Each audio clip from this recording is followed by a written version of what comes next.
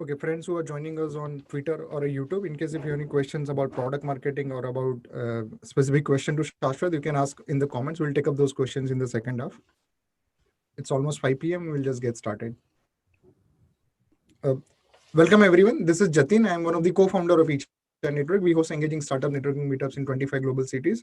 And earlier it was all physical meetups, and now everything is online. And hopefully, after 6 months, a year down the line, we could see that physical meetups would start again.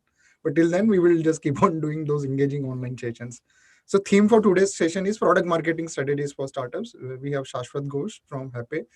He has joined in. So the format is going to be more of a fireside chat. Well, I'll continue asking him questions about his experiences about doing product marketing, business development, marketing as a whole, and any specific questions that you may have for product marketing or about his experiences. So Shashwat, thank you so much for accepting the invite and joining in. Thanks, Jatin. Glad to be here. Good evening, everyone. Shashwat, you have a very diverse set of experiences, which you mentioned in our chat before the session. But if you can just briefly tell us about it, your journey, and then eventually getting into marketing, product marketing. Yeah, it is quite diverse. Basically, I started off as an engineer. I was selling iron and steel, and I was also in the process of manufacturing iron and steel. So soon I realized that that's not my cup of tea. And as a youngster, of course, now I'm quite old, but at that point of time, I was into exploring a lot of new things. And sales was one thing which kind of, I found it very, very exciting in terms of, I mean, you are actually able to bring in a lot of revenue and so on and so forth. But after some time, then I decided that I need to transition into marketing. So that happened over a 3-4 year period, and then I went into XLRI, and then got into an agency, advertising agency, Wonderman. Now it's Wonderman Thompson Associates. Of course, at that point of time, jumping from sales to agency was a completely different experience. This was at the time when the word startup was not so sexy. So this was long back. And after that, I had been doing loyalty programs, B2B loyalty programs.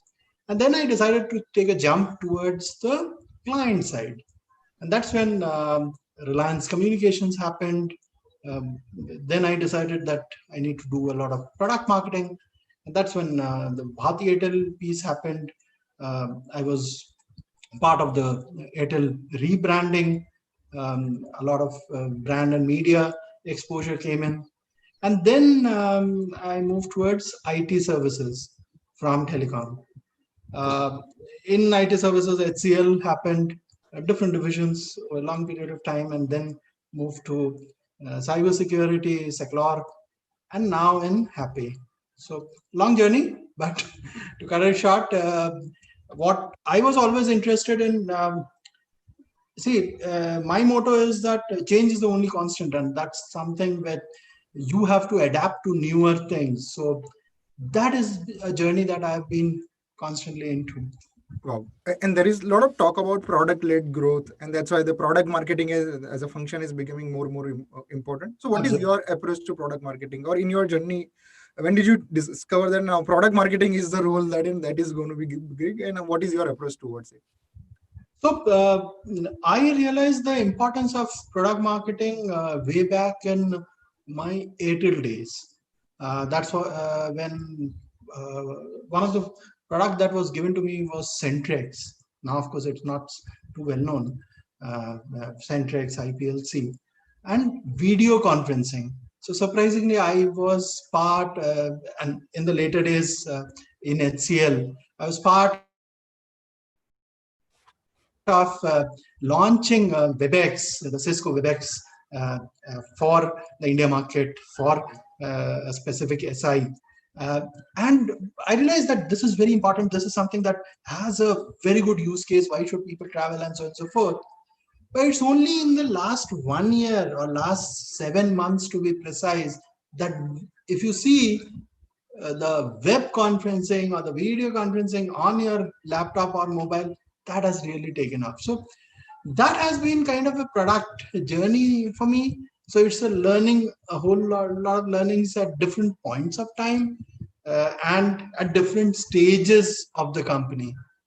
So that's one consistent product, but of course there are multiple other products where I was involved. And so you mentioned that, with Airtel also there was a product marketing function to it, and you joined a fast growing startup, Secular, and you Yes. were a director of product marketing there. So what was the difference in approach in both these companies, or what was your approach? So the basic approach was, in terms of how it was different, was, see, HCL was a IT services company, whereas Seclor was a cybersecurity product. So you actually had a product where it's not a concept that you are trying to. So that's a very basic difference. But in a product, in Seclor and in Happay, a couple of things that I realized is, especially in these kind of products, the use case becomes very, very different. So as a product marketer, your quest is, how do I find newer and newer set of use case? Should I go deep down into the vertical and get into the ecosystem, or should I stay as a horizontal? So those are some of the decisions as a product marketer that you need to take. That's how that journey was different from the telecom or the IT services days. Correct. And then That there are makes a lot sense. of yep, and then there are a lot of startups, who are discovering that, okay, product led growth is the way to go. Talk to your users, and now once they do that, then the thing comes that do the product marketing. So, what would be your recommendations to early stage startup founders if they want to do a better job at this? So I think for whether it's an early stage or a late stage founder, I think it's very important to figure out that what is the need that the product is fulfilling. Why should a person pay for this product? Is it a nice to have product? Is it a good to have product? Or is it like there is a dying need, and you have to, without this product it will just not work. For example, in Zaglar's case, security is with the digital thing coming in, security is very important. For example, in our case, spend management for most companies, that has not been revolutionized. While the B2C part has, there's been so much of change that has happened in the way payments have evolved, but in the B2B part, that revolution is yet to happen. And Happy is actually leading that change. So that's the basic difference between how you should approach it and what from early stage founders should be Correct. kind of eyeing. Since the theme of our discussion is product marketing strategies, so in your experience, what are those interesting strategies that you applied and it has worked out really well for you? I think I would take three strategies which has actually served me well. The first one is, during the early stages of the launch or before the beta stage, it is very important that the concept, the product concept, the fitment of that product concept in, a lot of product marketers and founders, they don't have an outside in perspective. Mostly it's an inside out perspective. And my product will fill this well. Is there a need? In our case, for example, CFO, why does he need spend management? Why does he need expense management? Why does he need invoice to pay? So similarly, when we launched, we have a card for early stage founders, which is Epic Card. When we launched that Epic Card, the question was, what is the problem that we're solving? So informally, we tested out a lot of such hypotheses. So that's the first one. Hypothesis testing and arriving at a MVP is a very, very important stage. Once you do that, the second stage is to figure out whether there are enough paying customers for this. I mean, while the concept is great, it's serving a need, but if somebody is not paying for it, then it is really not worth it. Then you need to kind of create a combination so that the customer should be willing to pay. Otherwise, the purpose of being in business, I mean, you're not an NGO, right? So you need to sustain the business. So that's the second most important part. And if they are paying, then what is the right price point? That's the discovery of that price point is very, very important. And the third, and by that time, once you have done those beta launch and it's successfully launched in the market, after a while, you will have in the market people copying you or people trying to replicate because there's a huge need. That's why you have it becomes a successful product and you have occupied that market share, and now people will want to wean away that market share. At that stage, it is very important to do continuous discovery workshop to figure out whether the need is still being fulfilled. Is there a competition in the market? Can I provide so in a B2B scenario, the B2B sellers become very important. So when the B2B seller, what kind of sales enablement I am doing, that so these three broadly, depending on the stage of the product, has served me well. Yep. And then there are set of professionals, who would be watching this video who wants to make a career in a product marketing. So what would be your advice to those set of people? That's an interesting question. I myself charted out different paths and then reached the same. So if you would have asked me about 10 years back, my answer would have been that I don't know. Now, in hindsight, I can definitely say, as a product marketer, there are two very important characteristics that a product marketer needs to have. One, this product is either non-existent or this use case is non-existent, and you are trying to figure out the need and creating, with the help of course, the product guy, you are trying to develop the product marketing piece. So you need to have a very forward-looking stance, and you need to have, you need to be able to somewhat crystal ball the future. So that's very important aspect. So in case if you have that aptitude, then yes, this is the right profession for you. The second most important part is that if you actually see, and if I go back to my last couple of years, almost 6 out of 10 products or 7 out of 10 products are bound to fail. In that scenario, you need to have that mental strength to go on, and you need to be able to understand so essentially what will happen is, if this particular combination of product is failed, then you need to tweak that combination. You need to change some of the aspects of it. You need to do something, maybe do some alliance or something, and to make it successful. So that part, again, you need to kind of agree, yes, failure is a part of product marketing, because it's very difficult to accept failure. Yep. And then get up and running and rise like a phoenix, so to speak. So those are two very important attributes. Awesome. We'll try to do one experiment to engage our live audience. So Hari Prashad, Vignesh, Tariq, I'm allowing you to speak up. So in case if you can speak up, can you briefly introduce yourself?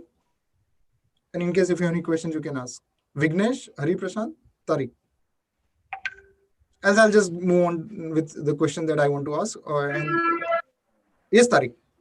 There is too much noise from my side. I don't think I could unmute. Yeah. So Tariq, in case if you have any question, you can ask in the chat. And meanwhile, friends who are watching it on YouTube or Twitter, if you have any questions, you can ask over there. I'll just take up those questions after my one more round of questioning to Shashwat. So Shashwat, so leveraging digital has become very important because a lot of strategies that you would have. So in your case, what are the things that you did?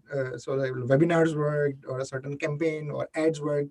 What has been your experience, or what would be your advice to the founders around that? So the way to look at digital is this is where the Black Swan event or the COVID played a huge role.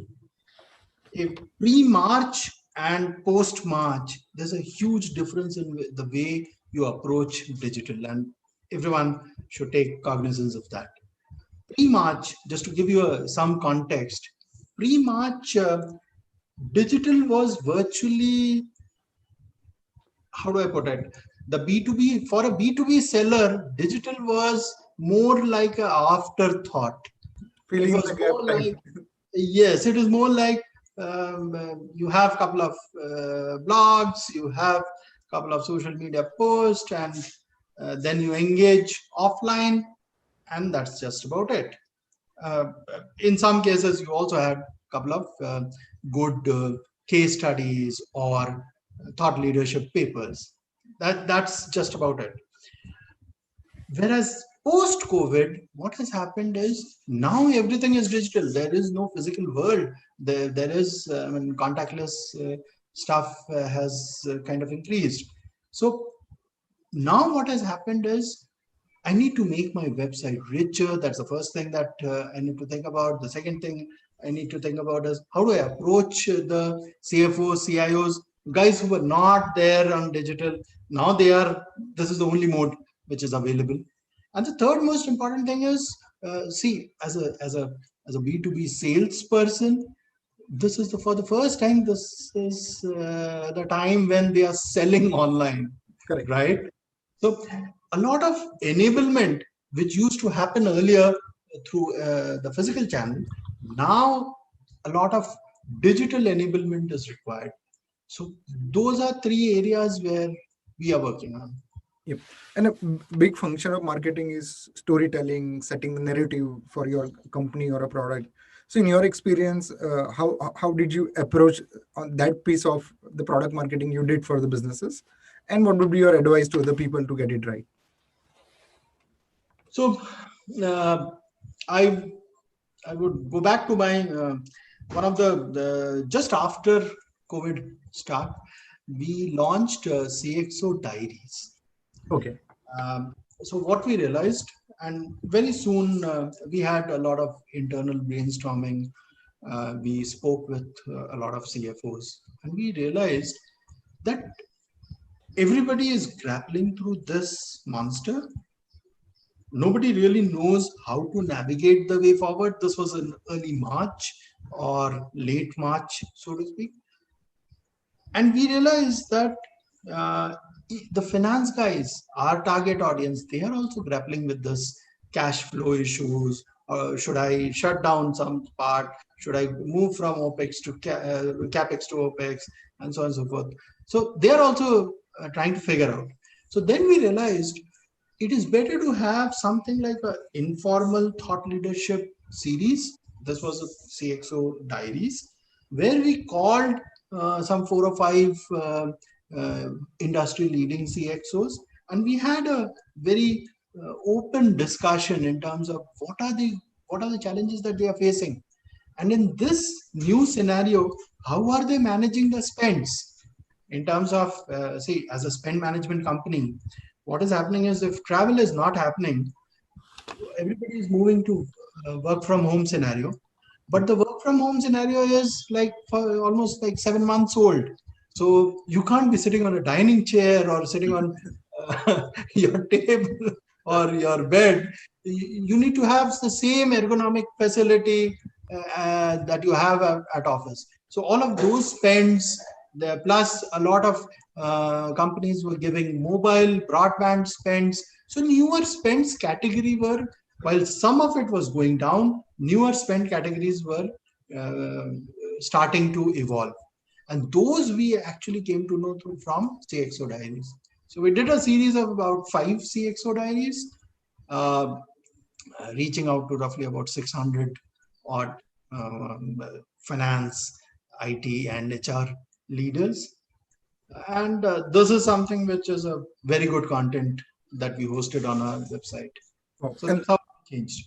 and there was this meme going on, a day in the life of an individual. So typically the product marketer's life looks very exciting, hosting webinars, doing those big plans. But what is the typical day in the life of a product marketer, according to you? Ah, so there are two ways of putting it. Do you want it sugar coated or do you want the realistic one? The brutal The honesty we reality want. is that the product marketing is a very hard grind, and it involves a lot of understanding of the data, what kind of uh, what kind of product features are kind of used, what is the adoption, and so on and so forth. So it's a very hard grind. Yes, in the uh, in the sexy world of say magazines and channels, it's very rosy. But actually, once you do this hard grind, that then only the product will take off, and that's very important for a product marketer to realize. Correct. Does that make sense? And according to you, which are the other companies or any examples you want to share that they are doing the product marketing right? Uh, and why? Why do you like them? I think in India, if you see, or if you actually look at some of the global companies, I think Salesforce is one company which is doing a great job on the product marketing front. I would also say some of the companies like Freshdesk is doing a fantastic job. Yep. And the way they have approached it is very, very refreshing. So the way Salesforce has kind of approached it, they have different audiences, they have reached out differently. They have also reached out to the actual users, the guys who are affected by the product itself, and they've also reached to the implementation community. So we different communities, they have reached out with a very coherent message. Because what happens is, in the product marketer's mind, the message is very, very clear. How do you distribute that message to the last mile? That's a big challenge.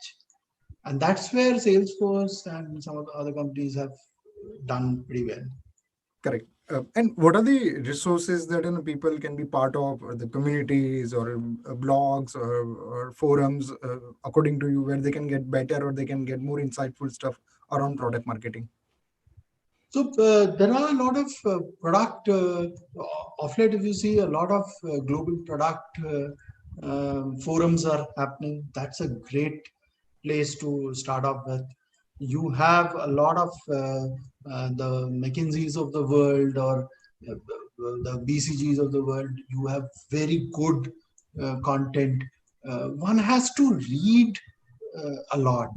That is where the customer insights and all of those will come in. Once you are ready with the customer insights, that's something that will help a product marketer. So ideally, if one goes with some of the thought leadership stuff which is available in the net, some of the resources like BCG, McKinsey, they are great place to start off with. And then there are a lot of product marketing communities that are getting started, global ones, and they are starting their local chapters in various cities. So you can be part of. So Shashwat, in your experience in recent time, what was the key product marketing challenge that you faced, and how you went about solving that? So I think one of the key product marketing challenge that we faced, but this was some time ago. This was when we were so our product was largely for the SME and mid market 2 years back, for the Happay T&E product. So transitioning of that product into an enterprise product, that itself was a huge task. So in terms of product marketing, the various battle cards, the various sales enablement tools, the various use cases, the newer use cases, those, and especially enterprise use cases, because mid-market and the lower mid-market, we were fairly comfortable. But once we were doing the transition to the enterprise side, that understanding of those challenges became very, very important. Yep. Awesome. We'll try to do one more round of questions. Tanvir, Hari Prashant, Vignesh, I've allowed you to speak up in case if you can introduce yourself and any question that you want to ask. Vignesh. Yeah, myself Vignesh. Hi Jaswant. Actually, my question is, if you have a reseller of some product, then would you like to add some new features in that product, or same product you resell to customers? Okay, Shashwat, you got the question? Yeah, I got the question. So Vignesh, it depends on the capability of the reseller. So the way the market is structured, especially there are a couple of wars where the wars typically what they do is they combine 2 or 3 products and create a solution and sell it to the customer. So it depends on what specifically the reseller business objective is. You will find both kinds of players in the market. Does that answer your question? Okay. Awesome. Tanvir, Yeah. if you want to introduce yourself, you can introduce yourself. Else I'll run through with the question that I have. Yeah. Yes, Tanvir. I would just like to, just like go through with this for some time, and then maybe, Yep. I've just joined in. So yes. But if you can introduce yourself, so this helps us understand the context about who are the people live or who are watching this content. Right. Yeah. So my name is Tanvir, and I'm a marketer by profession. Where I'm working with a company called Borderless Access as a marketing manager, but I on the side working on a couple of freelance projects, and this is something which is which I'm very interested in, like product marketing. So I thought I'll join this session and see what I can learn, because this is very new for me. Okay. Awesome. So Shashwat, after 1 month, what are the things that Tanvi should follow so she can become expert? Yeah. So I guess Tanvi, if it is still very early days, then you should stick to the basics, and some of the basics is understanding the customer or understanding the profile that you are planning to target. The Right. second important thing is understanding what is the target audience, whom do you want to target, and then what is the need that for this person to buy your product. If you stick to these 3 basics, I think it will hold you in good shape. Right. Yeah, that's what basically we do in marketing as well.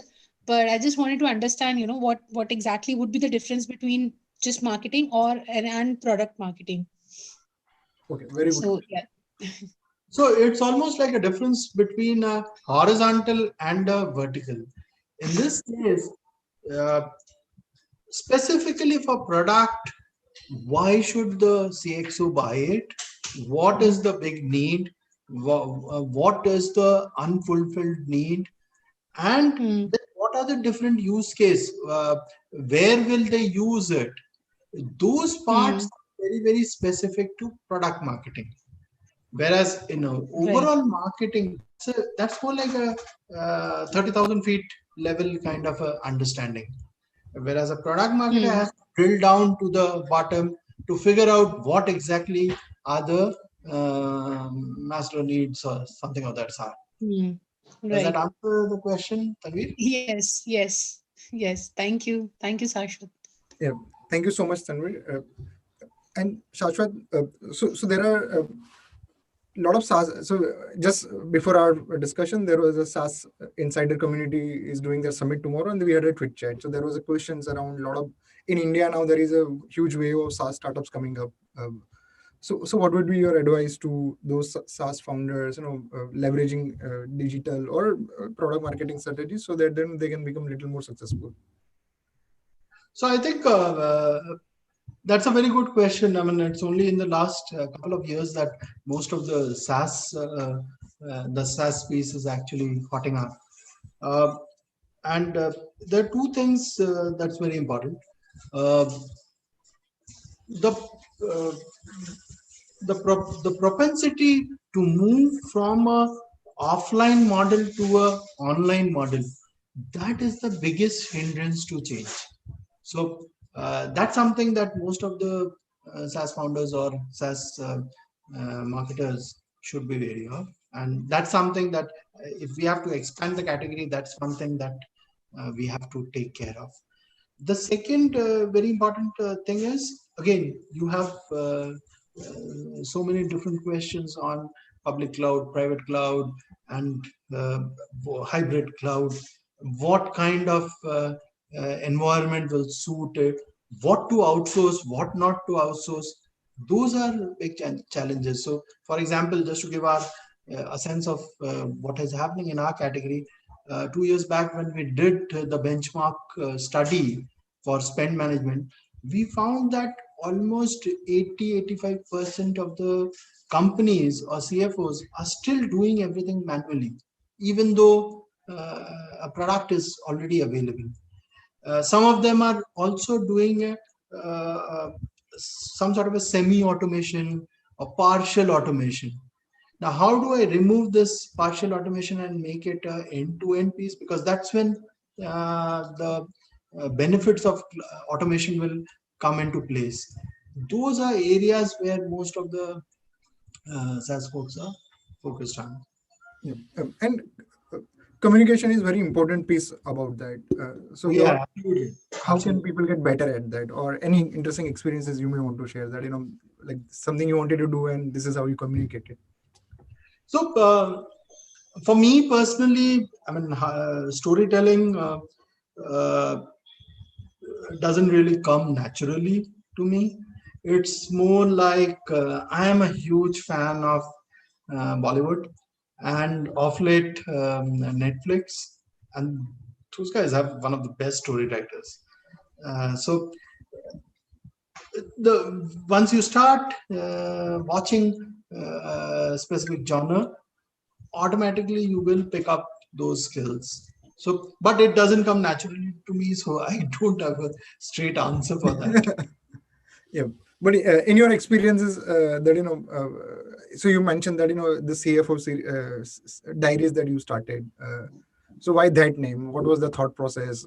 Like you could have picked anything you may want to share around that, about certain decisions you took that this is how we will communicate. Okay, so let me not take the CF. Or anything. Yeah. So what happened was once we did all these CXO diaries, the 4-5 editions of CXO diaries, what we found was that each of the verticals are going through tremendous amount of change. So it's no longer a horizontal challenge. Every vertical is going through change at a different pace. This is a two-paced growth. You must have read it in Ego Times, and many of the publications have covered it. So because it's a two-paced growth, we realized that we need to do an industry deep dive. So now, 10 days back, we have launched the Spend Pivot series, where we are saying how is the industry pivoting from its current spends to a new level. And this is a very exclusive CEO board level kind of conversation that we are having, and then bringing in the context of spend management. So that's how we changed from one form of storytelling to another form of understanding, developing insights, and then communicating. So does that answer the question? Yes. And last 4 or 5 minutes of this conversation, we typically try to do a rapid fire. So Shashwat, which is your favorite book that you may want to recommend founders, product marketers? Sorry, I could barely hear that. Can you just repeat the question? Yeah. Which is your favorite book that you may want to recommend to the startups or product marketers? The favorite book. Yeah. Book and a Uh, podcast. so not a, it's not a product marketing book, but I have it in front of me. In fact, this is the one, Nixon and Kissinger. Okay. This is a more like a biography, and this is Watergate scandal. So this is one of the book which I actually like. There's another book of Lee Iacocca which I really love. There's Okay. a third book of Sam Walton. Mhm. And Those were some of the business books which I okay. really like. And do you listen to podcasts? Any particular podcast you like? Oh yeah, I love a junior VC podcast, Aviral. Yeah. They simplify concept really well. Yeah. So that's one podcast that I love. Uh, and then there is another podcast of Adweek. That's a very good podcast for marketers. That's something that I listen very often. I You didn't get the last one you just mentioned. That's a Adweek podcast. Oh, okay, yeah, okay. and Shashwat, you had a career transformation. So I'll still just do, if you are not doing the current job that or current work that you are doing, what else you would have been doing? If I was not a marketer, Yep. I don't know, maybe a saint or something. I'll give my, if I wasn't running eChai, I would have been a marketing manager somewhere. But actually, marketing is my first love, and this is something that I've been doing all my life. You made a conscious effort to get into it, right? You did masters. Yes, but loyalty marketing was something which I really loved when I in the early part of my career. Loyalty marketing, that was something very unique, and that's something which I found very insightful. Okay, awesome. The last part. So Shashwat, so this is something that we try to do at all our meetups. If you were to get a superpower to become a very great product marketer, what's that superpower you need? I think Spider-Man. I don't know. Maybe a Spider-Man or an Iron Man. Okay, awesome. And the last part, think of this as a university and you are invited as a chief guest, and you have one line to give as your convocation speech. So what is that one line? This is a university, and I have to give a University of product marketers. Now there is a final day, and you are a chief guest at this convocation where all the product marketers are there, consisting of professionals. I think for all product marketer, they should pay a lot of